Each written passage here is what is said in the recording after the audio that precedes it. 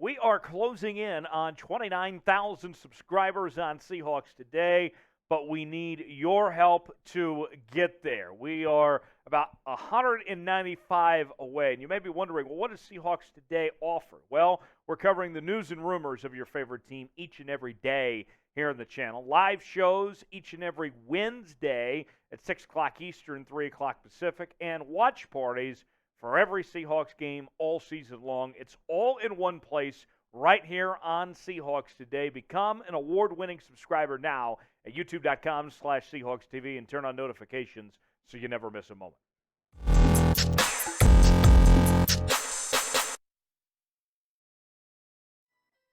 Welcome in to Seahawks Today, powered by Chat Sports. Tyler Jones here with you. So glad to have you with us. Today's show is sponsored by Mint Mobile. Mint Mobile is offering America's largest 5G network with unlimited talk and texting for just $15 a month. You can start with plans now at mintmobile.com/chatsports. On today's show, we have the latest Seattle Seahawks news and rumors, including those involving Jamal Adams. When's it time to cut Jamal Adams? Also, Geno Smith, the Seahawks quarterback, is being asked to take on more in the passing game by head coach Pete Carroll. We'll explain that in a moment. Let's begin with Jamal Adams. Suffered a season-ending injury in Week 1. A very unfortunate situation, and the injuries have just piled up for Jamal Adams in his time in Seattle. Has not been on the field very much at all, and now people were wondering, what's it going to take to move on from Jamal Adams? And the contract situation, how does all this money work with Jamal Adams at this point in his career? Well, the folks at Field Goals, the SB Nation Seahawks site, did a really good job breaking this down, a comprehensive look at Jamal Adams' contract. And we want to highlight some of those things for you. First off, if Jamal Adams is cut before June 1, then his 2023 dead money would be just over $21 million. A post-June 1 cut would be a big difference, as you can see, about $7.1 million next year, while money in 2024 would be about $14.2 million. So, as you can see, the money in a cut situation before June 1 would be $21 million right then, counting against the cap right away. The post-June 1 would spread out the money over 2 years. That's the difference there on that front. So, with that, and we're going to dive into more of these details here in just a second, but I want to hear from you guys. Will we see Jamal Adams play for the Seahawks next year? Has he played his last snap in Seattle? Let me know in the comments section. This is our pinned comment today. You might get an ad break. If so, take advantage of it and let me know. Type Y for yes if Jamal Adams will be back. Type N for no if you think he's gone. Let me know in the comments section. Y for yes, N for no. So here's what John P. Gilbert at Field Goals had to say about this situation with Jamal Adams. He said, either Adams will recover to a point where he is able to pass a physical and participate in the offseason program that begins next April, or the Hawks will move on, releasing him with a failed physical designation. The failed physical designation would not impact the $2.56 million of guaranteed salary for Adams in 2023. However, under Article 45 of the 2020 Collective Bargaining Agreement, if he did not sign with another team for 2023 or 2024, it would qualify him to collect $1.025 million of extended injury protection in 2024. It seems unlikely, but if that were to happen, $900,000 of that $1.025 million would count against the salary cap for the Seahawks. So, if Jamal Adams is released, then the dead money would be split over 2 years and account for $21.3 million. In 2023, $2.56 million of that fully guaranteed, and then $1.025 million would count against the cap in 2024 if he were released. Now, there's another factor in all this of if Jamal Adams stays, if he were to pass said physical and end up back in Seattle. He would count for about $8.4 million against the cap if he stays and he can play next year. The salary cap across the NFL is expected to go up, exceed about $226 million. So the cap hit that he would take on as a player would be much better than the cap situation is right now, as the Seahawks are paying a lot of dead money this year with the cap going up. It could be more team-friendly. The Seahawks will have more flexibility to spend money.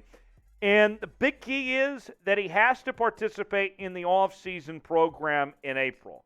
If Jamal Adams does that, then there's really no reason to cut bait with Jamal Adams. I understand if you're frustrated with Jamal Adams and you want to save money, or if you don't think that he's going to be the same player.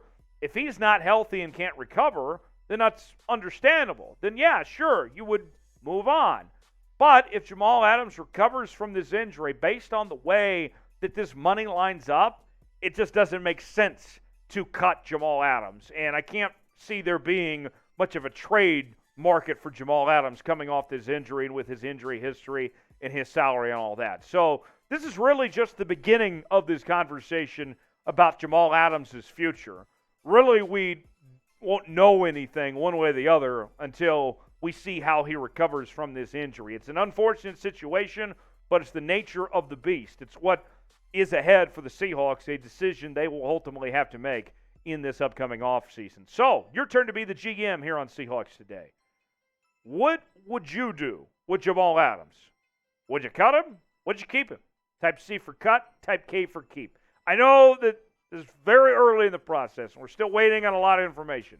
But knowing what you know right now, what would you do if you were John Schneider and had the control to decide what to do with Jamal Adams' future? Would you cut him? Would you keep him? Let me know in the comments section. Today's show is sponsored by Mint Mobile. You can start saving today at mintmobile.com/chatsports. And with Mint Mobile, they have this great situation with their phone coverage, folks. Not only do they offer America's largest 5G network, but if you're in a place that maybe doesn't have 5G and 4G is stronger, it will switch seamlessly. You don't have to worry about turning on airplane mode or anything like that. Mint Mobile is going to take care of you to make sure you have the best phone coverage no matter where you're at, and you're going to do it at a great price. Just $15 a month to start saving today with unlimited talk and text, plus America's largest 5G network. Start saving now at mintmobile.com/chatsports. All right, let's talk about Geno Smith now. After an impressive week one, Geno Smith and the offense really struggled to move the football in week two.